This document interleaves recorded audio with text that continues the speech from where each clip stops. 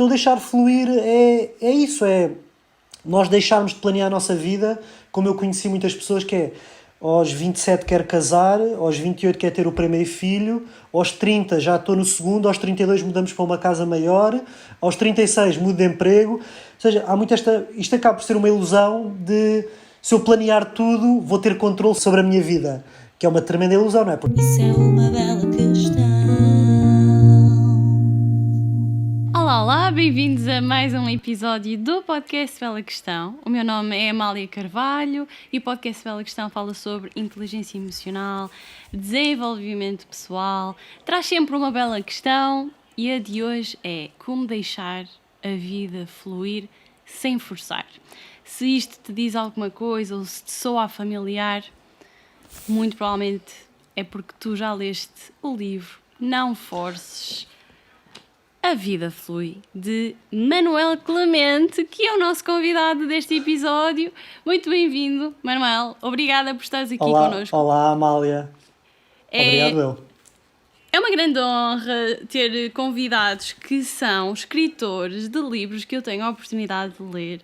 E pelo menos ultimamente tem sido assim para mim um grande entusiasmo ter esta oportunidade e de trazer aqui a quem nos está a ouvir a possibilidade de levantar questões que à partida não foram abordadas nos livros, espero eu, e que vão ter sempre aqui uma mãozinha ou uns pozinhos ligados às nossas emoções, à nossa inteligência emocional. E o grande desafio deste episódio para hoje vai ser perceber aqui esta questão da vida fluir e onde é que as emoções entram no meio disso tudo. Vai ser o grande tema. Antes de iniciarmos a bela questão do episódio, vou apresentar o nosso convidado para quem ainda não conhece e dar aqui só uma pequena nota que é giro. O que está a acontecer neste momento é que este livro está ali taco a taco com o livro do Alexandre Monteiro, que é Torna-se um Decifrador de Pessoas. Então, ora vai um para o top 1, ora vai o outro, estão ali os dois nos tops e isso só pode querer dizer que ambos têm muita qualidade e eu tenho muito orgulho em ter esta oportunidade de dar a conhecer o teu trabalho. Este não é o teu primeiro livro. Aos 29 anos, então, lanças o teu primeiro livro, que se chama Se Sentes, Não Hesites, e depois, mais tarde, vem um best-seller também, que é Em Caso de Dúvida, Escolhe o que te faz feliz, e agora temos o Não Forces, A Vida Flui. São 3 livros, num curto espaço de tempo, é impressionante. E o mais engraçado é que o Manuel não estudou necessariamente nada relacionado com a escrita, com a literatura. Se tu tentares adivinhar, possivelmente nem sequer vais acertar qual é que é a área de formação académica do Manuel. Mas eu vou desvendar Gestão e Engenharia Industrial, pelo Luís Queté. O que é fascinante, porque à partida são 2 mundos, há muita gente que acha que são 2 realidades paralelas. E uma das características muito giras deste livro, que eu só posso falar desde que eu só li este, estou quase a terminar, página 145, é que tu tens aqui uns trocadilhos muito disruptivos, são diferentes, eles brincam com as palavras, com o sentido das palavras e ao mesmo tempo passam-nos uma mensagem muito forte para quem gosta de desenvolvimento pessoal. Isto faz muito sentido, são reflexões. Se tivesse um ponto de interrogação seriam belas questões. e por isso deixo aqui esta apresentação muito geral de quem tu és, mas alguns dos aspectos que me cativaram muito no teu percurso aqui é que tu fizeste um Erasmus na Eslováquia e que tu tiveste uma experiência de voluntariado em Cabo Verde. Certo. E isso chama-me muita atenção porque faz com que tu tenhas aqui algumas experiências que são menos vulgares, são mais invulgares. E eu gostava de te ouvir um bocadinho a falar daquilo que eu não disse e possivelmente aquilo que não é tão conhecido do público acerca de ti próprio, né? Do Manuel Clemente. Quem é que é o Manuel Clemente? Para além de um escritor, para além de um engenheiro, o que é que tu podes acrescentar àquilo que eu te disse? Olha, o que é que eu posso acrescentar? Olha, Amália, antes de mais, muito obrigado pelo convite, uma vez mais. E se estiveste cá, falaste do Alexandre e agora estou cá eu, é também por mérito teu, iniciativa tua. Portanto, é bom para nós autores, é bom para ti, saímos todos a ganhar e que tenhamos aqui uma bela conversa e que saia daqui uma boa mensagem para quem nos ouve. Agora, quanto a mim, como tu disseste bem, sou natural de Lisboa, nasci em 1989 e ao longo da minha vida, eu costumo dizer, andei sempre em piloto automático, até ali até terminar a faculdade, não é que eu costumo dizer, nós não tomamos decisões, nós encarrilamos no caminho de vamos para a creche, depois vamos para a primeira classe porque tem que ser, depois quando acabamos a quarta classe normalmente mudamos de escola, seguimos, no nono ano dizem que temos que escolher uma área, fazemos uns psicotécnicos que nos dizem umas coisas, escolhemos essa área, que depois começamos a trabalhar para ter uma boa média, precisamos de uma boa média, temos a possibilidade de tirar um curso melhor, com mais saída, com empregabilidade, não é? Que é o que nos enfiam muito na cabeça. E eu fui fazendo esse caminho normal, muito sem pensar o que é que queria, o que é que gostava. Nunca fui daquelas crianças, adolescentes que soubessem, eu quero muito ser médico, ou eu quero muito, sei lá, ser arquiteto, coisas muito específicas. Então limitei-me a ir andando, e quando dei por mim, pronto, não me conhecia assim tão bem, não sabia bem o que é que queria. E até acho que muitas vezes é difícil para um jovem de 18 anos saber o que é que quer. Eu até costumo dar muito este exemplo, que é um aluno do 12º ano, tão depressa tem que saber que curso é que quer tirar e que supostamente vai ser a profissão para o resto da sua vida.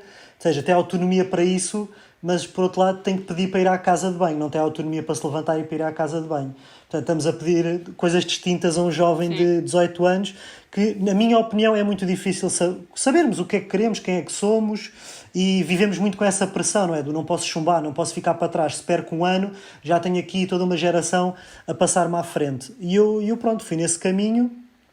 E como não sabia o que é que queria, fui um bocado esperto de, então vou tirar um curso que dê para muita coisa, para pelo menos assim não afunilar muito as minhas saídas. E na altura, isto foi em 2008, Gestão e Engenharia Industrial, no ISCTE. Sinceramente eu escolhi o curso pela faculdade, que na altura, não sei, tu não és aqui de Lisboa? Eu não sou de cá, mas agora estou cá a morar. Já conheço mais ou menos, pelo menos, o ISCTE. Tenho mais ou menos noção onde é que está. Pronto, mas o ISCTE, não sei como é que é hoje em dia, mas na altura era a faculdade, das festas, tem uma reputação incrível. Do social, tinha a reputação académica e tinha a reputação social, e qualquer adolescente de 17, 18 anos era ir para lá. E pronto, foi juntar um bocadinho melhor os dois mundos e fui tirar um curso, pensei, tem um bocadinho de gestão, tem um bocadinho de engenharia, não é carne, nem é peixe, mas há de dar para qualquer coisa. E fiz o curso, não adorei, não detestei, fiz muito naquela de, quero despachar isto para ir trabalhar, porque eu queria muito avançar, queria muito viver novas experiências. Pelo meio dei uma oportunidade de fazer Erasmus na Eslováquia, que também foi uma experiência muito, muito enriquecedora, pela primeira vez viver fora de Portugal, num país assim, apesar de estar na Europa, mais diferente do que o resto dos países, foi muito enriquecedor e ajudou-me a alargar os horizontes. Depois, quando terminei o curso, não quis ir tirar um mestrado, porque eu pensei, se eu nem sabia bem o que é que me queria licenciar, muito menos em que é que eu quero ser mestre. Portanto, deixa-me ir trabalhar, e eu passei muito aquela geração de tens que ter mestrado, se não tiveres mestrado, não sei se ainda é assim ou não, mas na altura se não tens mestrado não és ninguém. Com a entrada do Bolonha, a licenciatura desvalorizou muito. Sem o mestrado, exatamente. Que não se queria dar esse valor, porque antigamente estudavam 5 anos... E 3 anos não era suficiente. Sim, era mestrado integrado. Sim. E foi um bocado naquela do já não quero estudar mais, eu quero ir para o mundo e ver o que é que se passa, quero ir trabalhar, quero ir ganhar o meu dinheiro e ver o que é que consigo fazer. E pronto, comecei a mandar currículos, trabalhei entretanto numa multinacional, estive lá 2 anos e meio, sempre na área da logística, foi uma boa experiência. Aos 22 anos estar a liderar uma equipa com 30 pessoas, praticamente da minha idade ou mais velhas, portanto foi assim um baque de realidade e foi muito enriquecedor, mas com o tempo fui percebendo que o mundo das empresas, das multinacionais, que ia sempre bater ao mesmo, que era a questão dos números, dos resultados, do dinheiro, e no fim do dia ficava sempre um vazio de será que aquilo que eu estou a fazer faz alguma diferença? Será que é relevante? Estou aqui a chatear-me, a ter stress e reuniões e e-mails e powerpoints e é que sei. Nada contra isso, atenção, há muitas pessoas que adoram isso, mas a mim não me fazia total sentido. Depois acabei por mudar para outra empresa, estive lá 9 meses, depois fui para outra, estive lá 1 ano e meio. Portanto, andava a saltitar à procura do meu lugar, até que na terceira empresa percebi, ok, isto o problema não está nas empresas, está em mim. Eu é que tenho que fazer uma mudança mais radical. E nessa altura eu já fazia voluntariado cá em Portugal, na ReFood, já deves ter ouvido falar, muito provavelmente.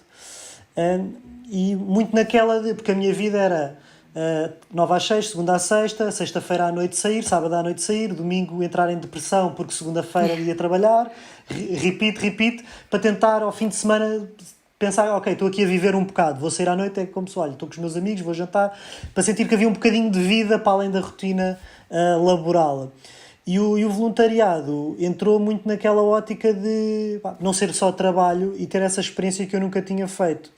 E comecei na ReFood uma vez por semana, à quinta-feira, à noite, e foi uma experiência super transformadora, porque dei por mim num trabalho, apesar de ser voluntariado é trabalho, mas num ambiente completamente diferente, num ambiente em que as pessoas estão lá porque querem. Enquanto na maior parte das empresas... Exatamente, enquanto na maior parte das empresas, infelizmente, se disserem às pessoas amanhã só vem quem quer, não vai ninguém. A maior parte das pessoas não vão, porque as pessoas estão lá porque precisam do salário, mas se lhes dissessem, escolhe um sítio para estares hoje, se calhar o trabalho era dos últimos sítios, a não ser que preferiam estar no trabalho em casa, porque às vezes há muito pessoal que prefere estar no trabalho porque em casa não tem grande ambiente. Sim, e o voluntariado sim, também não é. E o voluntariado veio-me mostrar isso, e estive lá durante 1 ano e depois tomei conhecimento da oportunidade de fazer voluntariado fora de Portugal. E foi um bocado aquela regra de 3 simples de, ora bem, se eu faço isto em Portugal uma vez por semana e está a ser incrível, se eu for para fora e for uma coisa a tempo inteiro, noutro país, vai ser ainda melhor, não é? Um bocado esta dedução lógica. E também como eu não estava satisfeito no trabalho que tinha, no trabalho em que estava, juntei o melhor dos 2 mundos, ok, vou-me despedir para poder fazer isto e depois logo se vê. Eu digo que 2015 foi quando eu me despedi, depois eu só fui em 2016 para Cabo Verde, foi assim o meu grande salto de fé, foi assim um ponto de viragem na minha vida, em que eu desisti de uma vida que não me estava a fazer sentido, que me fazia sentir frustrado, vazio, e pensei, vou abdicar de um trabalho onde ganho bem, onde estou efetivo, onde as pessoas dizem tu és maluco, o que é que tu vais fazer, e a crise, e nananã, aquela conversa toda. E eu pensei, olha, o que tiver que ser, será, se não for agora, também quanto mais tempo passar, pior, e despedi-me, fui para Cabo Verde, e sem saber o que é que ia fazer depois. E fui para Cabo Verde, não vale a pena entrar em muitos detalhes, foi uma experiência incrível, fui fazer voluntariado com crianças e jovens, mais uma vez algo que não tem nada a ver com a minha área de formação, portanto eu tenho esta imagem de marca de fazer coisas que não têm aparentemente muito a ver comigo, e foi uma experiência incrível. Estive no Tarrafal, não sei se conheces, na Ilha de Santiago, onde temos lá a famosa prisão. Só de ter lido no livro, mas não conheço ainda. Sim, onde era o campo de concentração do Estado Novo, na Ilha de Santiago. E foi uma experiência incrível. Imagina, tu de repente estás num contexto onde as preocupações são outras, as prioridades são outras, e tu colocas tudo em perspectiva. De repente as tuas preocupações vou chegar a casa, será que tem água? E tu aqui em Portugal não pensas nisso, tu abres a torneira e automaticamente sabes que vai sair água, a não ser que não tenhas pago a conta. Sim. Mas de repente lá as tuas preocupações, ou seja, colocas tudo em perspectiva e começas-te a sentir um bocadinho mal de estava eu a queixar-me tantas coisas da minha vida privilegiada do mundo ocidental, e estou aqui, estas pessoas têm 1/10 do que eu tenho e têm um sorriso, estão divertidas, e é assim uma chapada de realidade que, se não saíres de Portugal e estiveres constantemente na tua bolha, é muito difícil teres essa perspectiva. Podes ver documentários, podes ver filmes, podes ver coisas no YouTube, mas quando sentes na pele, quando respiras aquele ar, vês aquelas pessoas, é diferente. E todo aquele amor, não é? Como falavas há bocado de emoções, que é um amor daquelas crianças que não te conhecem lado nenhum e passado 2 dias já te abraçam, já te agarram, dizem que tu és o melhor amigo. Sim. E dão-te um banho de amor e de humildade inexplicável. E foi mesmo o que eu costumo dizer, que foi onde eu aprendi a pensar com o coração. foi em Cabo Verde e era impossível depois daquela experiência eu voltar a ser o mesmo, não é? Nós passamos por coisas que depois de as termos vivido já não é possível voltarmos a ser as mesmas pessoas. E eu na altura foi curioso porque tinha ido para Cabo Verde numa de... Estava cansado disto tudo aqui em Portugal, olha, vou-me isolar, vou levar livros, vou ler, vou escrever, assim um bocado tipo ermita. Quando cheguei lá, tudo ao contrário. No primeiro mês não escrevi nada, estavam lá mais portugueses, bateu tudo ao lado, mas para melhor, provavelmente. Mas quando voltei, eu já há muito tempo queria escrever publicamente, mas lá está, tinha os tais medos, as tais inseguranças, as pessoas não gostam, e se vão criticar, e se vão isto, as inseguranças naturais. De certeza que tu também, antes de lançares o podcast, também, será que os convidados vão aceitar? Será que isto é relevante? Será que vou ter visualizações? É o síndrome do audições, impostor, como se costuma dizer na psicologia, não é? Bate sempre à porta. Exatamente. Na hora H. E que passamos todos por isso. Sim. Exatamente. E passamos todos por isso.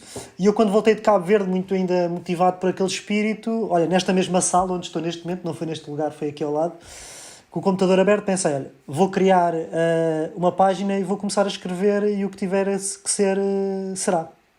E pronto, em 2016, em agosto, olha, fez agora há pouco tempo 5 anos, comecei a escrever até hoje. Depois, entretanto, voltei a trabalhar na minha área, noutra multinacional, porque um bocado naquela ilusão do pronto, já tive aqui a minha experienciazinha, já estou de barriguinha cheia, já posso voltar ao normal. Errado, estive lá 10 meses e percebi, não, ok.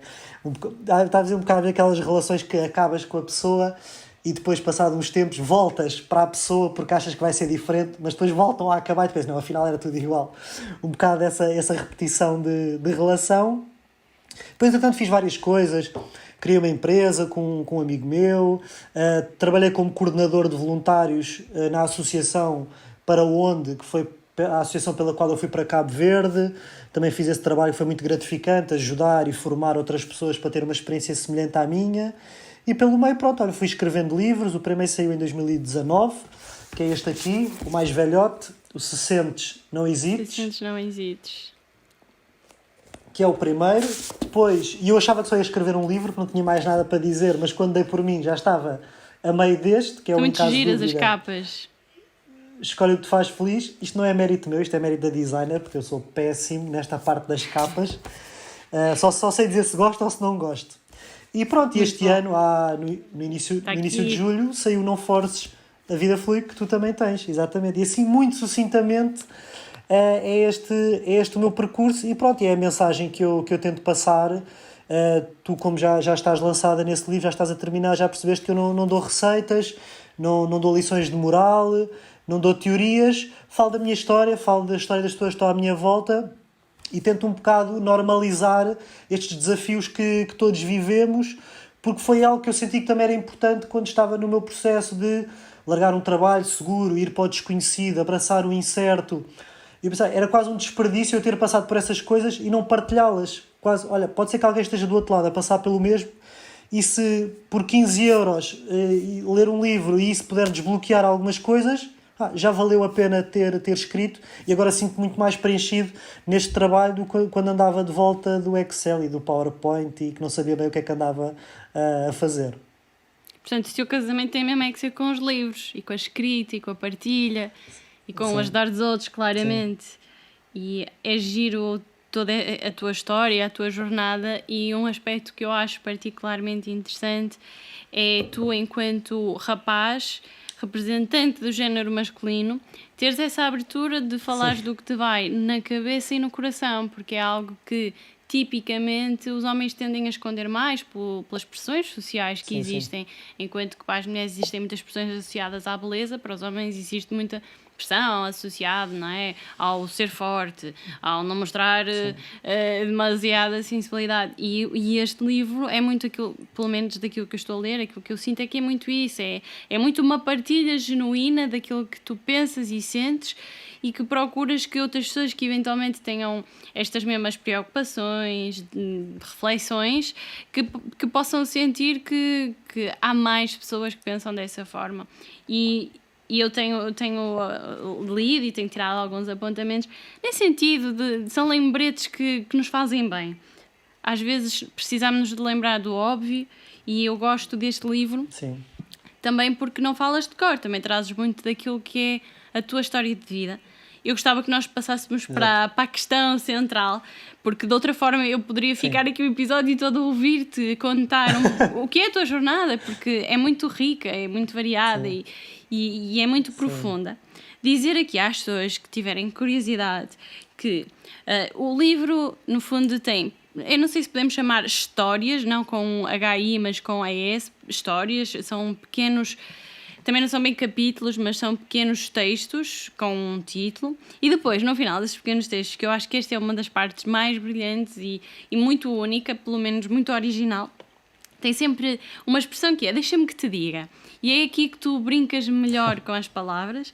Quando foste a Cabo Verde no episódio, na parte em que diz o menino dança, que é o texto, a reflexão que fazes, depois dizes, deixa-me que te diga, não te guies pela sombra, sem que descubras de onde vem a luz.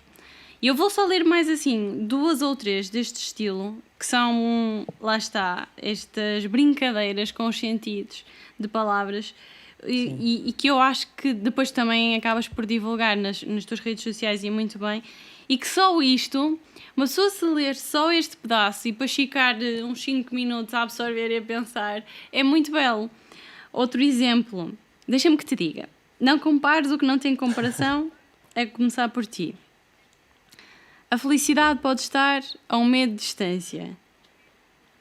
Estou a tentar ir àquelas que eu sublinhei. Em caso de dúvida, não ignores os sinais.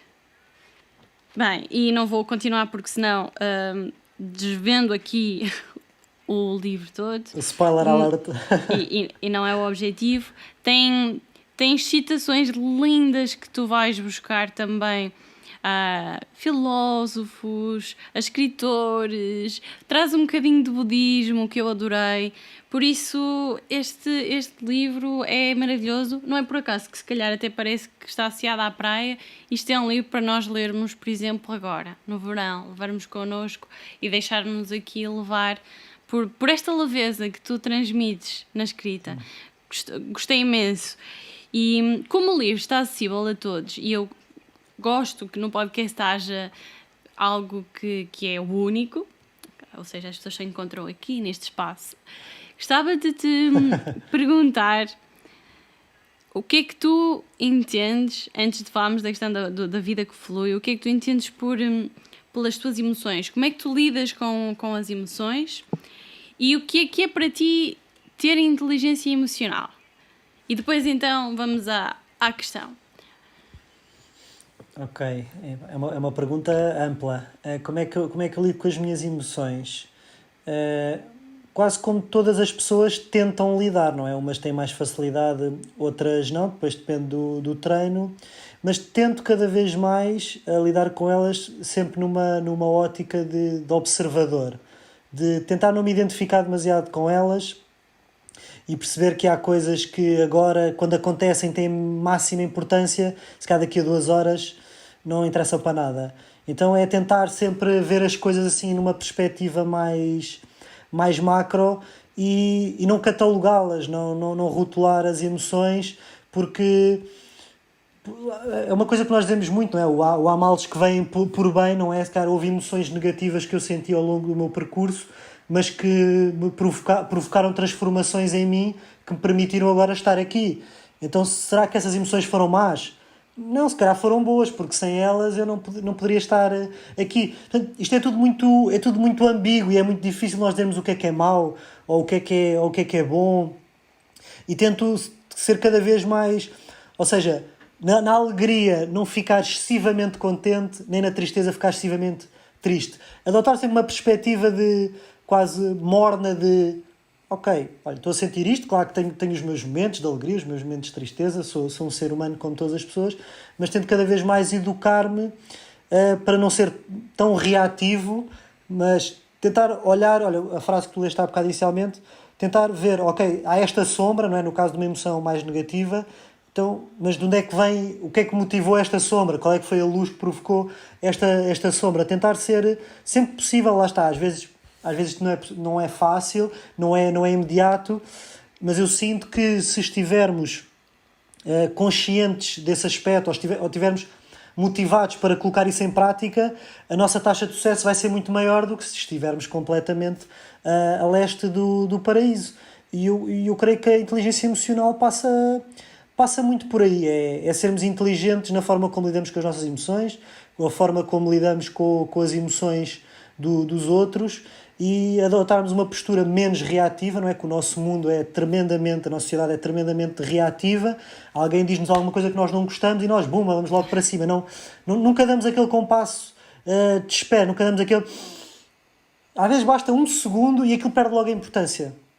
O exemplo clássico, não é? Do trânsito, não é?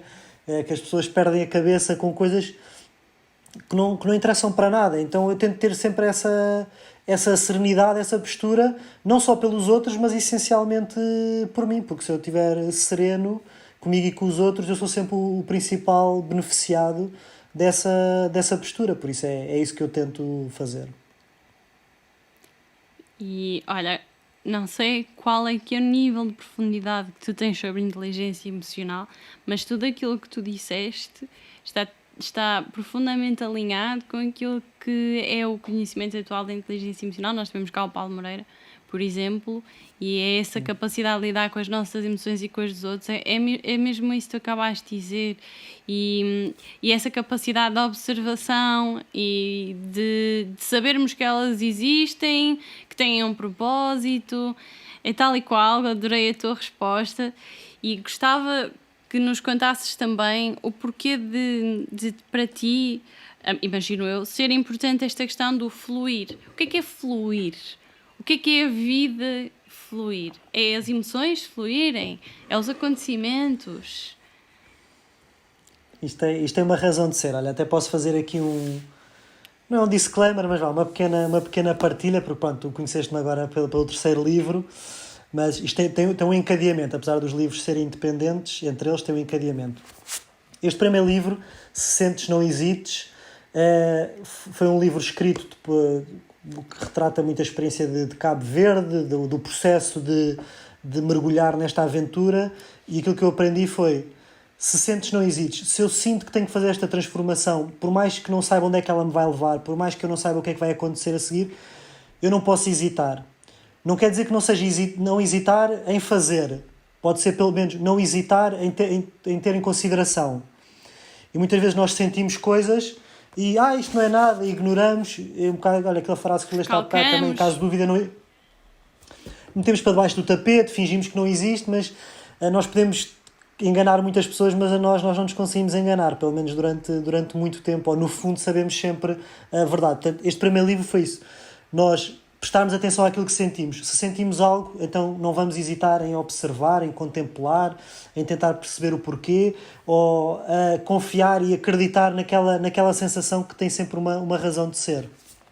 Depois o segundo livro é, em caso de dúvida, escolher aquilo que nos faz mais feliz, que é, nós temos dúvidas, temos incertezas, não sabemos o que é que vai acontecer, então a fase que estamos a viver neste momento do Covid, da pandemia, é ótima para colocar isto em prática, mas nós no fundo sabemos sempre aquilo que nos faz mais sentido, naquilo que nos cria mais entusiasmo. Qualquer pessoa, se lhe colocarmos duas opções, há uma que vai mexer mais ali as borboletas do que outra. Só que muitas vezes nós ignoramos esses sinais, ignoramos esses sentidos, porque o que é que os outros vão pensar, isto não é suposto, isto não tem nada a ver comigo. Olha, eu podia pensar, então eu tirei gestão de engenharia industrial, agora vou escrever, isto não tem nada a ver comigo, ninguém me vai levar a sério. Por exemplo, então nós criamos todas estas barreiras, todos estes rótulos que acabam por criar montes de entraves no nosso caminho. E no fim, o não forces, a vida flui, que é muito na fase da vida em que eu estou agora, que é o abdicarmos do controlo, abdicarmos, porque nós somos muito educados para planear muito, não é? Medir prós e contras. De certeza que eu já fiz, tu já fizeste, uma listinha, mais, menos, o que tiver mais, é a decisão correta, se tiver mais, menos, então não devo fazer. Só que logo esquecemos de um pormenor, se calhar há pontos positivos que valem por 5 negativos, então aí as contas baralham-se logo todas. Então, o apelo que eu faço, isto até pode parecer um bocado inconsequente e irresponsável, então é que é, não deixo fluir, que é, deixo-me estar, não faço nada e as coisas caem do céu. Não, não é nada disso, isto é uma postura bastante ativa, não é uma postura passiva, mas é o de aceitar, de olha, o teu convite surgiu, eu senti que sim, estamos aqui hoje, não sei para onde é que a conversa vai, vamos deixar fluir, não vou tentar. Tu não planeaste a conversa toda à risca, cada pergunta, nem eu disse, tenho que dizer isto, tenho que dizer aquilo. Sermos espontâneos e irmos interagindo com aquilo que a vida nos traz, com as pessoas, com as situações.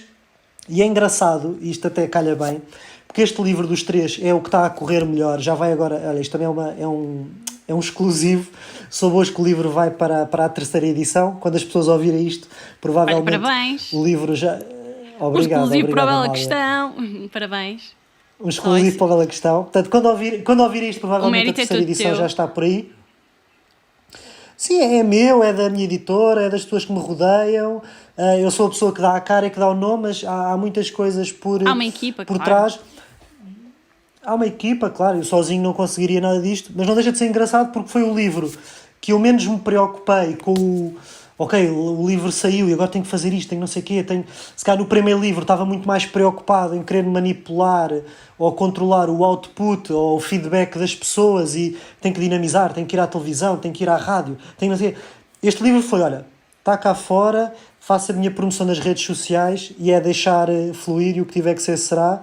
E é o livro que está a correr melhor dos três. Portanto, acaba por ter este desfecho romântico, não é? O próprio livro fazer jus ao título. Então, deixar fluir é isso, é nós deixarmos de planear a nossa vida, como eu conheci muitas pessoas que é aos 27 quero casar, aos 28 quero ter o primeiro filho, aos 30 já estou no segundo, aos 32 mudamos para uma casa maior, aos 36 mudo de emprego. Ou seja, há muito isto acaba por ser uma ilusão de se eu planear tudo vou ter controle sobre a nossa vida, sobre a minha vida, que é uma tremenda ilusão, não é? Porque depois vem uma coisa chamada Covid e muda tudo. Por Portanto, exemplo. não vale a pena.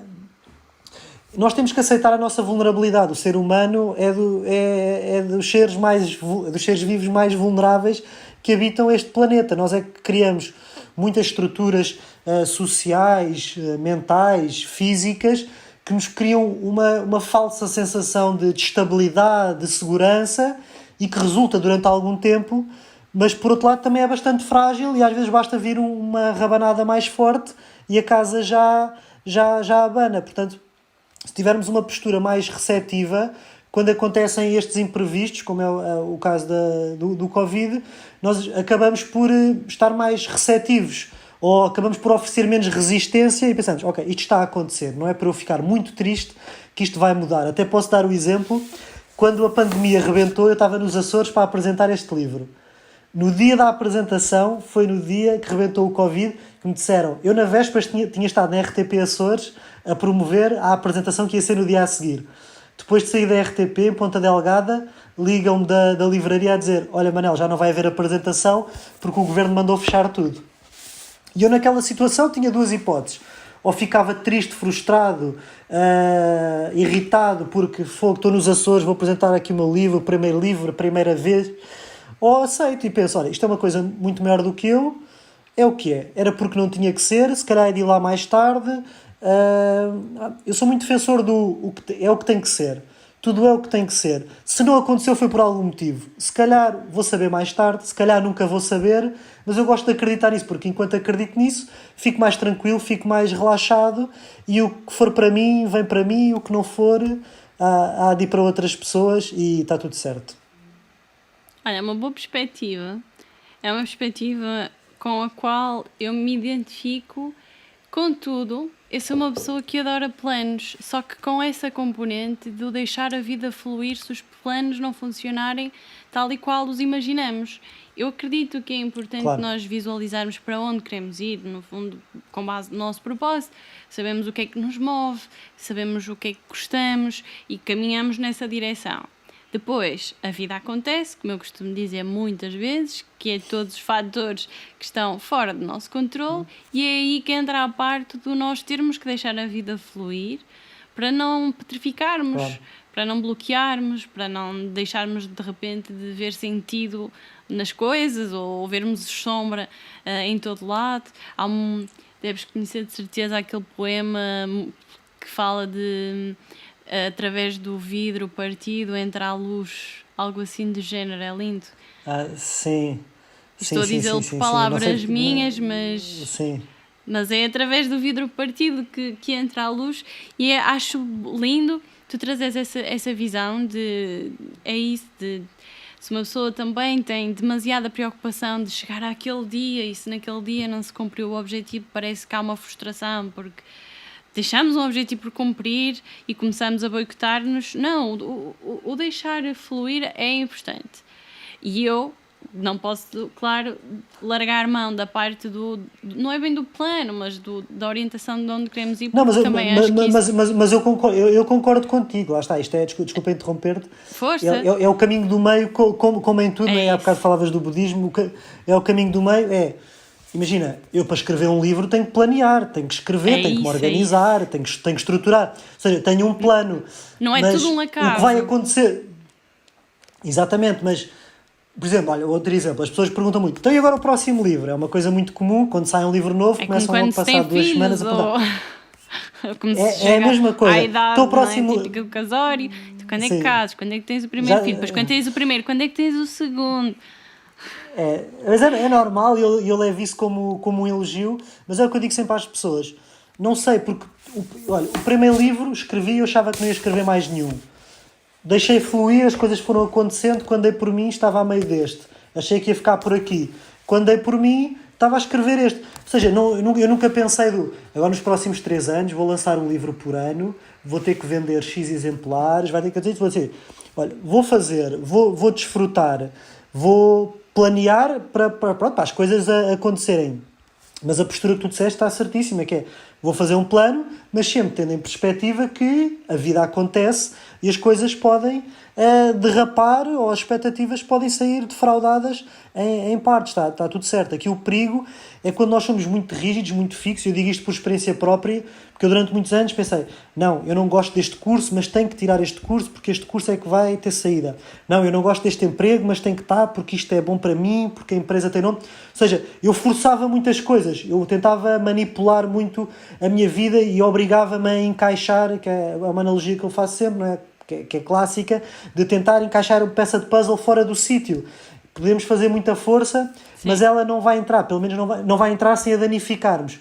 E eu durante muitos anos tentei fazer isso, até que desisti e pensei, olha, fui quase para o polo oposto durante uns tempos, para depois encontrar o meu equilíbrio. E agora numa fase em que abdiquei desse controle e que deixei de querer manipular tudo e saber o que é que vai acontecer, eu não faço ideia o que é que vai acontecer daqui a um ano. Há um ano eu não imaginava que hoje ia estar a falar contigo, portanto eu não faço ideia daqui a um ano como é que... Ou seja, e a minha vida muda sempre muito todos os anos, por isso é que eu não faço planos muito fixos. Claro que tenho uma visão macro dos meus valores, do que é que me move, para onde é que quero caminhar, mas não coloco tantas deadlines daqui a 2 anos tenho que ter um filho, ou daqui a um ano tenho que estar casado. Ou... Porque às vezes as pessoas criam isso, enfiam essas ideias na cabeça e isso acaba por lhes causar mais frustração do que satisfação. E é muito para isso que eu alerto, ou que eu tento dar o meu exemplo, e no caso deste livro que aborda muito a questão dos medos, que está muito associada a isso, não é? A nossa necessidade de controlo não é nada mais, nada menos do que um sintoma do tremendo medo que nós sentimos, da nossa vulnerabilidade, não é? Que também é uma expressão muito em voga, que é, nós somos vulneráveis. E se abraçarmos essa vulnerabilidade, a vida flui muito melhor do que se tentarmos escondê-la, na minha opinião. E estou completamente de acordo. Eu acho que o controle vem, sim, do medo e muitas vezes acaba por se confundir o que nos faz feliz, os planos que nós acreditamos naquilo que sabemos à data de hoje, a experiência que temos que nos vai fazer feliz e não podemos nunca esquecer que quando nós chegarmos àquele ponto que nós hoje imaginamos desta forma, quando lá chegamos nós já levamos outro arcabouço, outra experiência e então já pode nem sequer fazer sentido e aí sim vem muito a parte da frustração, porque é o tal apego a uma ideia e tu que leste o budismo sabes que o apego que nós temos seja material ou seja ideias é o que mais nos faz sofrer Porquê? Porque o apego Não, faz-nos ter a percepção de perda, porque nós achávamos que tínhamos e que depois Exatamente. perdemos. Então, quando nós E nós temos nós não temos nada. Nós não temos nada. Nós, quando formos embora daqui, vamos e não é, nada é realmente nosso. Nada é realmente nosso. Portanto, nada melhor Sim. do que aproveitar enquanto cá estamos. Sim, e um aspecto muito interessante que cada vez mais eu vou compreendendo o porquê, que eu acho que é importante nós irmos compreendendo o porquê, porque as emoções todas elas têm uma função, em primeiro lugar, de nos mantermos vivos, foi por isso que elas foram embutidas no nosso corpo desde sempre, dos homens primitivos, a parte dos outros, e que tu também referiste várias vezes e também referes no livro, o medo do julgamento dos outros. Muitas vezes parece irracional e acaba por ser, à luz daquilo que nós sabemos hoje, à luz do desenvolvimento humano atual, é bastante irracional a importância que se dá aos outros e à sociedade, à forma como a sociedade nos vai julgar ou vai interpretar as nossas escolhas. E com todas as leituras que eu tenho feito, começo cada vez mais a perceber o porquê, e é uma parte muito tribal que nós temos em nós e que tem a ver com esse sentido de nós pertencermos a uma tribo. Há quem escreva livros sobre isso. O Seth Godin escreveu um livro sobre qualquer coisa como descobre a tua tribo. Hoje em dia, tribo, até mel, passo aqui a publicidade, dizer, não é? Junta-te à tribo, Sim. tribo para aqui, tribo para acolá. E a verdade é que quando nós estamos inseridos numa sociedade e nós somos seres sociais, logo faz sentido pertencermos a um grupo, a uma comunidade. O nosso maior medo e mais entranhado, muitas vezes muito inconsciente, é de sermos renegados. Antigamente isso significava a morte. Quando eu digo antigamente, estou a falar mesmo nos tempos primitivos. Significava a morte. Hoje em dia já não. E se nós tivermos esta consciência, e honestamente foi das coisas que mais me ajudou, pelo menos a dar significado ao medo e a conseguir tomar um ponto de observador em relação a essa parte do julgamento dos outros, é entender isto. Ok, então... O medo vem porque uma pessoa não quer ser abandonada pela tribo. Mas será que se eu tomar a decisão a tribo, a suposta tribo à qual eu quero realmente pertencer, vai julgar ou vai me escorraçar? Eu acho que se nós fizermos estas questões, pelo menos vamos ter muito mais esta capacidade de deixarmos a vida fluir, não termos medo de experimentar aquilo que verdadeiramente nos faz feliz, porque a vida é uma experiência e nós até podíamos achar que íamos gostar de cantar e afinal descobrimos que é mesmo a dançar que somos felizes. E gosto dessa tua partilha.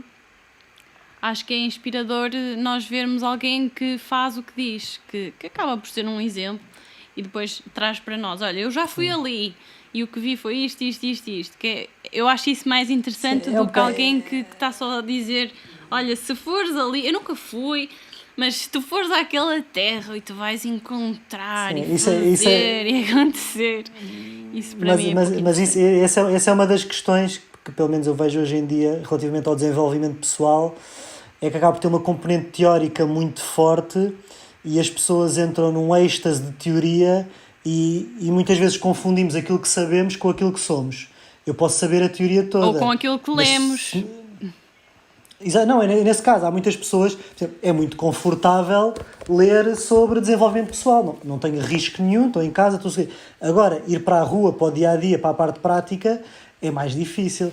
E o que eu sinto por vezes, e eu também faço essa ressalva algumas vezes, é que é muito confortável, nós que entramos, é importante, mas acaba por ser às vezes perigosamente confortável entrarmos no mundo dos livros, começamos a ver TEDx no YouTube, começamos a ver documentários na Netflix e às tantas começamos a ser um repositório de informação e teoria, mas depois acabamos por não fazer nada com aquilo porque achamos que só o facto de sabermos já é suficiente.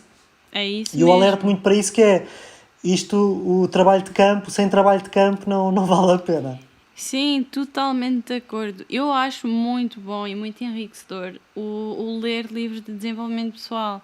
E uma das grandes Claro. descobertas que eu fiz foi que eu gosto de ler, ao final de alguns anos eu descobri, não, afinal eu gosto de ler, eu só não queria era ler ficção, nem queria ler romances. Eu acho giro que as pessoas descubram aquilo que as motiva a ler e que há muito este preconceito ainda em relação, por exemplo, ao desenvolvimento pessoal. Ai, são balelas, isso é malta que vem aqui para ajudar os Sim, outros sim. e eles nunca fizeram. Acho que depois isso cada pessoa tem que ter os seus próprios critérios, o seu próprio crivo e fazer o seu próprio filtro. Mas tu estavas a dizer para mim aquilo que é mais importante, que é o fazer. Tens que fazer para teres a tua história e depois a tua história é que vai te tornar único. A questão do voluntariado que tu disseste e que eu acho extremamente enriquecedor, tu disseste que é realmente importante o ir para a arena, como diz a Brené Brown. E eu não fiz em Cabo Verde, nunca saí de país para fazer voluntariado, mas fiz, por exemplo, em Lisboa, no Telhal, com pessoas que tinham problemas de saúde mental e não só física também. E tu estavas a falar da questão do reposicionarmos-nos, reposicionar as nossas necessidades, aquilo que é realmente importante, aquilo que tem valor. E eu também estava a pensar, o pessoal agora está aqui a ouvir e a pensar, ei, Cabo Verde, mas eu não posso ir para Cabo Verde, eu não... E a questão é que não é preciso também ir para Cabo Verde. Eu acho que ir para uma realidade dessas é um importante. luxo de experiência. Porque Sim, é mesmo isso é muito importante o que tu estás a dizer. Isso que estás a dizer é muito importante. Desculpa interromper, deixa-me só aproveitar Força, este isto é uma buraquinho. conversa. Não, porque muitas vezes as pessoas dizem, pois Cabo Verde, mas eu não posso ir para Cabo Verde. Quando a mensagem não é essa, a mensagem é encontra algo, vai fazer algo que te preencha e que esteja ao teu alcance. Não tem que ser Cabo Verde, pode ser no teu bairro, pode ser na tua rua, pode ser ser na a freguesia do ReFood. lado. A ReFood está espalhada Pode ser, neste momento por todo o país. pode ser qualquer coisa. Sim. Às vezes é um bocado aquela ideia do eu para iluminar-me tenho que ir um mês para a Índia. Não, pode não ser preciso. E às vezes há muito esta ideia de quanto mais longe, melhor o resultado. Ou quanto mais quase uma tempo, fuga, não obrigatória. uma fuga Não, aos problemas. mas muitas vezes isso acontece porquê? Porque lá está, as pessoas inconscientemente entram no caminho das receitas, que é uma coisa que eu não gosto, entre aspas, não, é uma expressão que há um bocado forte, que é tentar, ok, tu fizeste assim, então vou fazer igual para obter o mesmo resultado. Não, isto resultou comigo. Porque há pessoas que podem estar super bem nos seus empregos, podem nunca ter que fazer voluntariado e está tudo certo.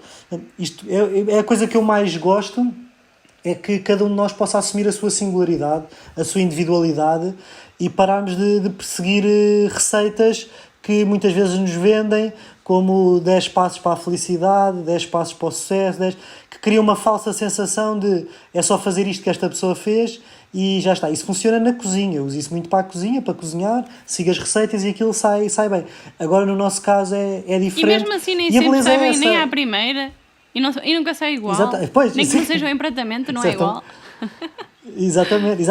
Até nisso acabas sempre por dar o teu toque. Esse o desafio que eu lanço às pessoas é façam o vosso caminho. Aprendam, batam com a cabeça na parede, vão à descoberta, mas pelo menos no fim podem ter uma certeza que o caminho vai ser vosso. Não é de mais ninguém, é vosso. Isso é a única coisa que interessa.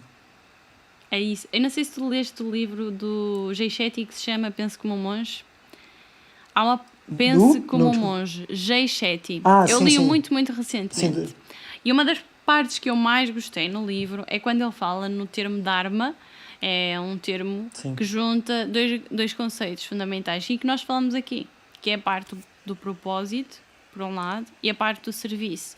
E o que ele fala, e aquilo é um conceito que vem dos monges budistas e que é um conceito milenar, persistiu ao longo dos tempos e que tem até aos dias de hoje funcionado ao ponto de ser a ciência e perceber porque é que funciona, isso às vezes acontece. No fundo, defende que nós devemos encontrar o nosso propósito, aquilo que nos preenche enquanto seres humanos, aquilo que é a nossa paixão, e pô-lo ao serviço dos outros. E é nesse lugar que depois nós sentimos uma profunda realização. Porque para além de estarmos a fazer o que gostamos, nós estamos a partilhar com os outros.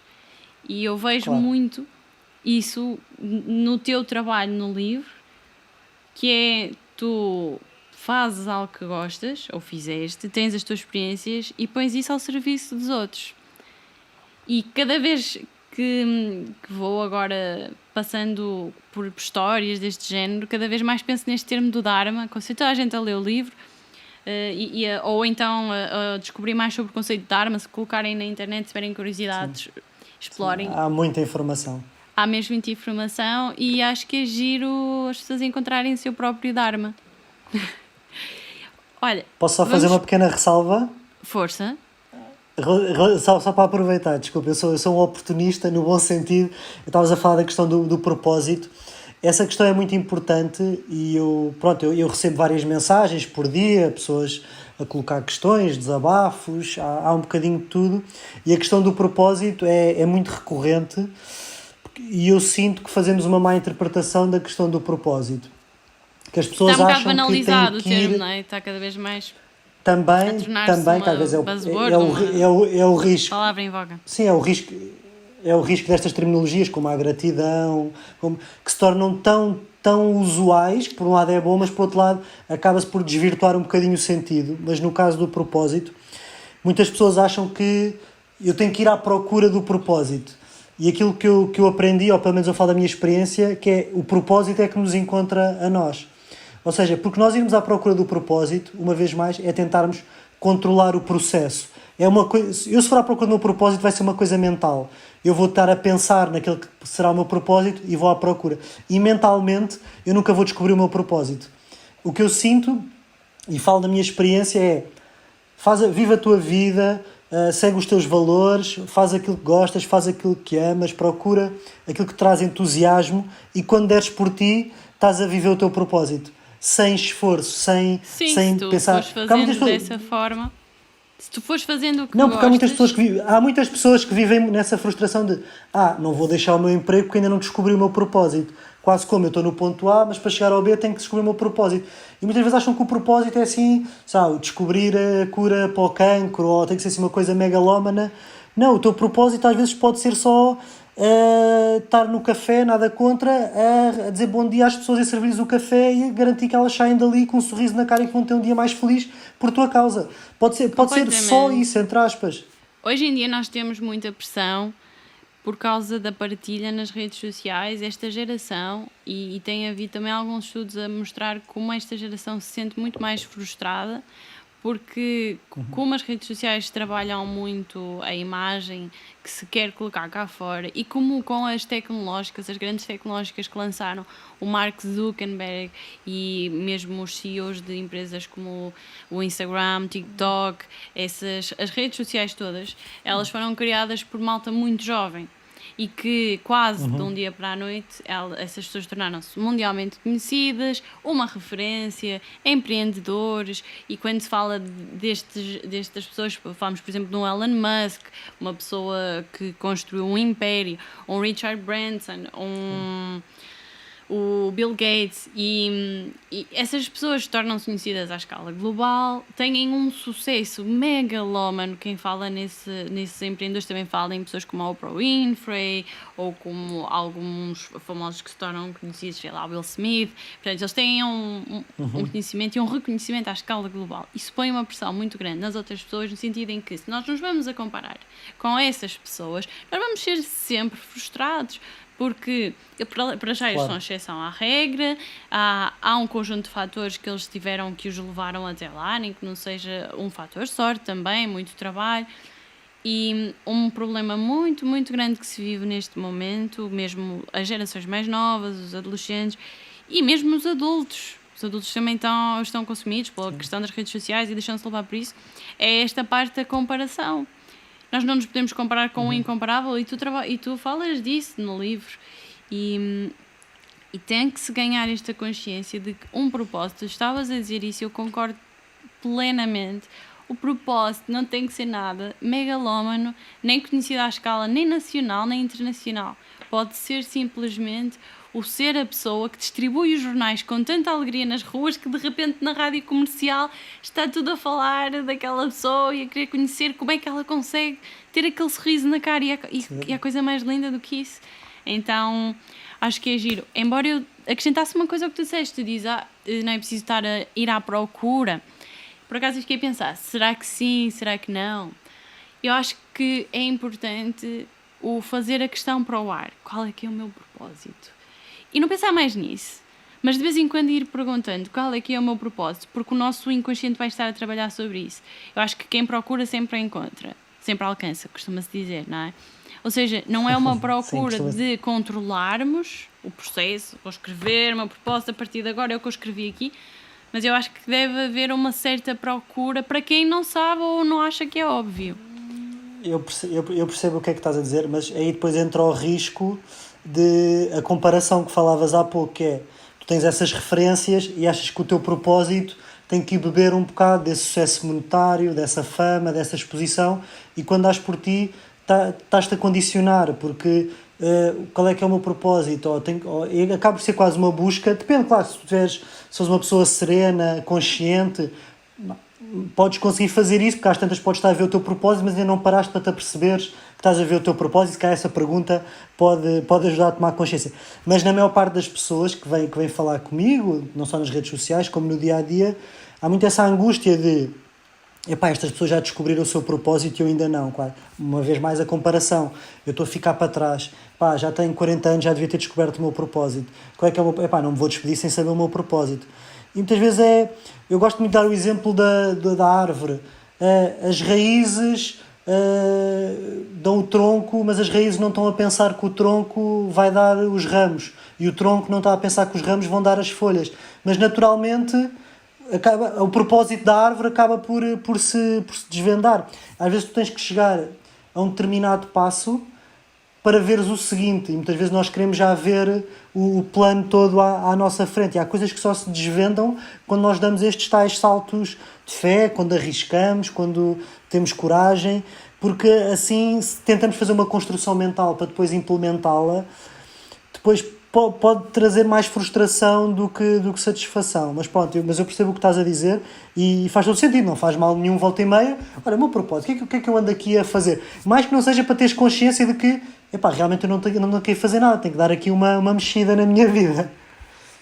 Acho que é giro ter essa consciência, virarmos-nos para dentro. Sim. E fazermos essa questão. Sim. Ao mesmo tempo que deixamos a vida fluir. Eu gostava vai sempre bater ao mesmo. Vai sempre bater ao mesmo. Eu gostava de avançar para a nossa próxima parte do podcast, mas não sem antes te pedir de forma muito pragmática, imagina, tens um cronómetro, tens cerca de 1 a 2 minutos, de estratégias que tu aplicas na tua vida e que nós sabemos que são as tuas estratégias, mas que eu acho que pode ser giro, porque quiçá se alguém experimentar pode funcionar com ela também, para deixares a vida fluir. Estratégias, assim de repente, isto não é que custa-me falar um bocadinho sobre isto, para mim sou eu, não é? É muito natural, não penso muito nisso, mas olha, obrigado pela pergunta, que assim estimulaste-me a estruturar esse pensamento. Muito basicamente o fluir rima com aceitação, não a palavra, mas o conceito, no sentido. Que é o aceitar, olha, neste momento estou-me a sentir sem energia. Aceitar, olha, não estou sem energia, daqui a nada já vou ter energia. Não, porque muita da frustração vem do nós contrariarmos aquilo que estamos a sentir.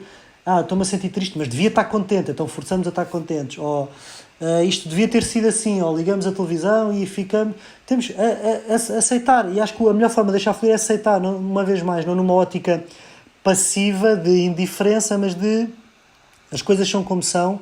A maior parte das coisas não depende de mim, mas vou centrar as minhas energias, vou centrar o meu amor, o meu entusiasmo, naquilo que depende de mim e naquilo que eu gosto de fazer, naquilo que me preenche, e deixar o mundo continuar a rodar, porque há muita coisa que não depende de nós. E a aceitação é muito isso. Tu há bocado falavas, é engraçado, a questão da tribo, não é? Da pertença da tribo. Será que se eu tomar esta decisão que tem a ver comigo, a tribo vai rejeitar-me? Mas cá a pergunta que temos que fazer ao contrário é: será que eu quero pertencer a uma tribo que não me aceita como eu sou? E se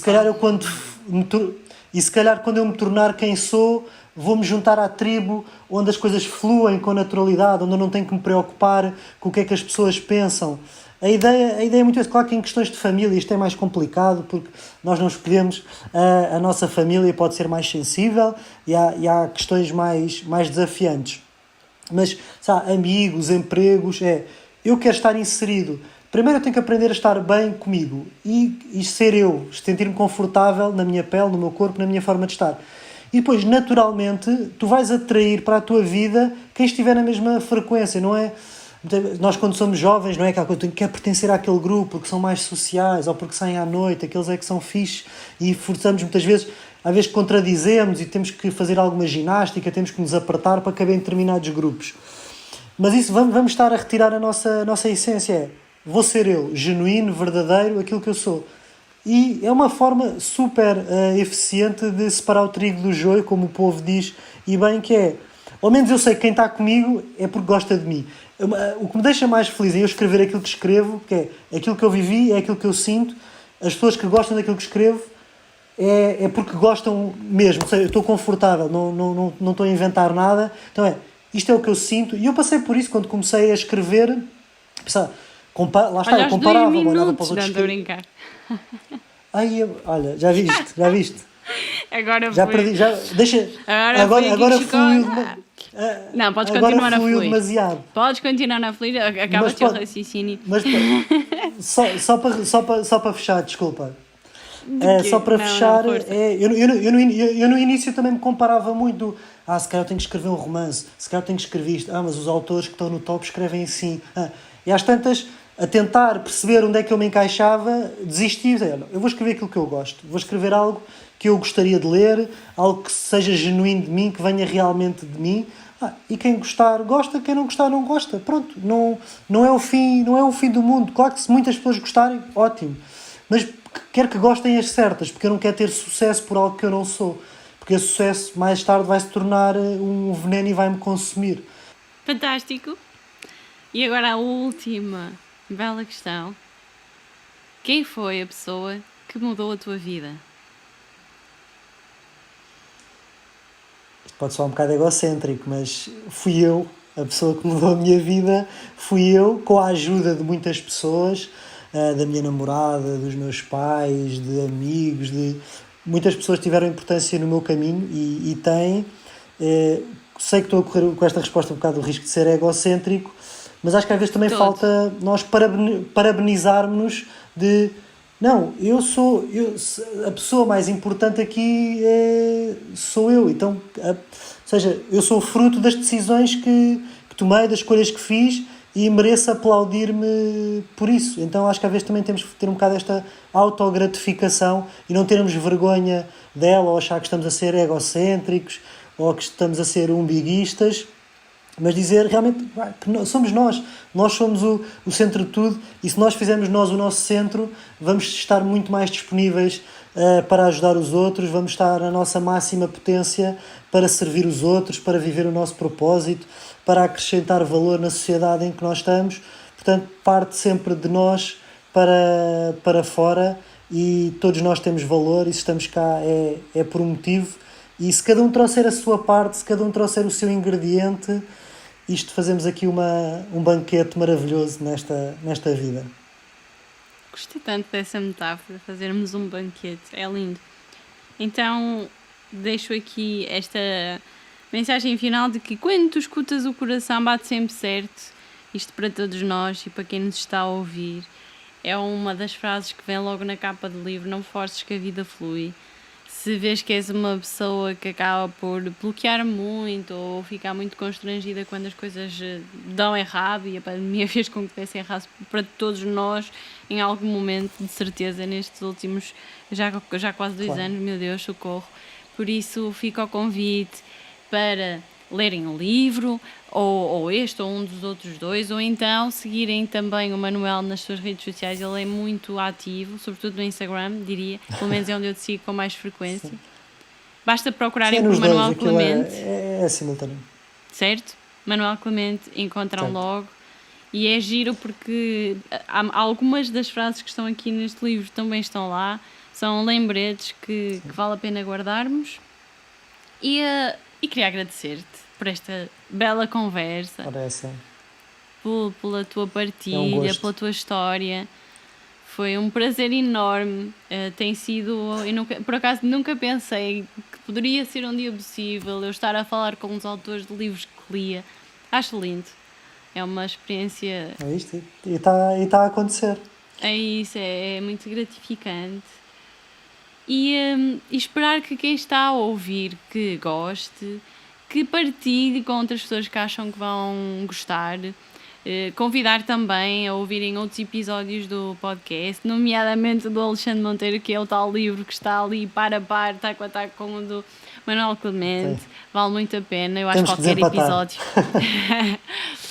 Exato, eu acho que agora as próximas semanas ainda vai continuar assim. Isto parece quase um Lionel Messi, Cristiano Ronaldo, estou a brincar. Era bom sinal. Era bom sinal.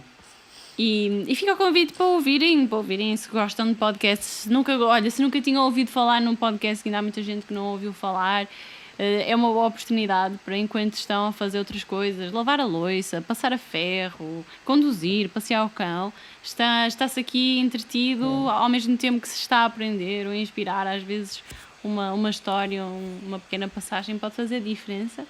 E acima de tudo que deem feedback, é giro receber mensagens, adoro quando alguém manda uma mensagem sobre os episódios, a dizer que marcou, há episódios que marcam, e isso vale mesmo a pena, arrepia-me, faz-me mesmo sentir muito, muito realizada com este projeto, embora só esta conversa já tenha valido totalmente a pena. Fica sempre este apelo para que as pessoas nos deem feedback. E um apelo especial para quem nos está a ouvir no iTunes, que façam uma review, uma crítica, que coloquem as estrelas que acharem que merece e que façam um comentário, porque isso o que faz é dizer ao iTunes para recomendar a Bela Questão a outras pessoas que estejam a ouvir podcasts semelhantes. Então, se puderem fazer isso, é uma grande ajuda e eu fico extremamente grata. E quem diz isso, fazer um print screen do episódio, partilhar nos stories, ajudar a divulgar o projeto. E sigam o Manuel, quem ainda não segue. Espero que tenham gostado. Digam-nos da vossa justiça. Sigam o Bela Questão também. Sigam a Bela Questão.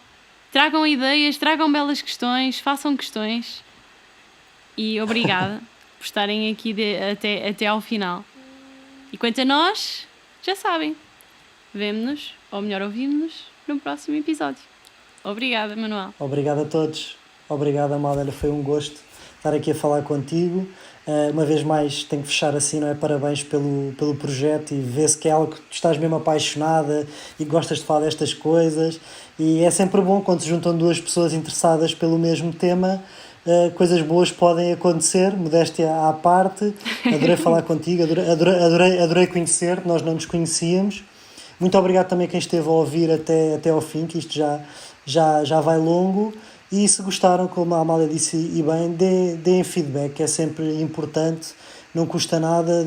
De investirem um minutinho do vosso tempo no outro pode fazer o dia inteiro daquela pessoa, e se fizermos isto tudo uns pelos outros, o mundo certamente será melhor. Portanto, obrigado a todos e não forcem, deixem a vida fluir, deixem os planos fluir, que já saímos daqui com um título para o próximo livro. Lindo. E muito obrigado por tudo, tá? Um grande beijinho. Obrigada, muito obrigada e até breve.